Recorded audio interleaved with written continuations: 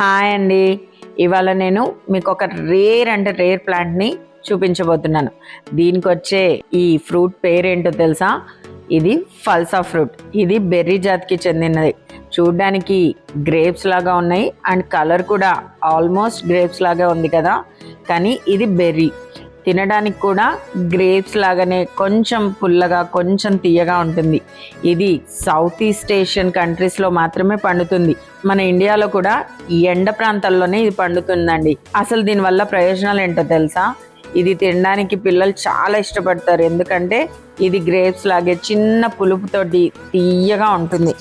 అంతేకాకుండా దీనిలో vitamin C రిచ్గా ఉంటుంది. మోస్ట్లీ సమ్మర్లో దీన్ని మాక్టైల్స్ చేయడానికి, రిఫ్రెషింగ్ జ్యూస్గా చేయడానికి బాగా వాడతారు. అండ్ నార్మల్గా కూడా ఫ్రూట్ తినడానికి కూడా చాలా బాగుంటుంది. దీనిలో వైటమిన్ సి రిచ్గా ఉంటుంది. అంతేకాకుండా యాంటీ ఆక్సిడెంట్స్ కూడా బాగా ఎక్కువగా ఉంటుంది. సో ఇమ్యూనిటీ పవర్ కూడా మనకు బాగా వస్తుంది. ఈ రేర్ ప్లాంట్ మన పొలంలో ఎంత హెల్తీగా పెరిగిందో చూడండి.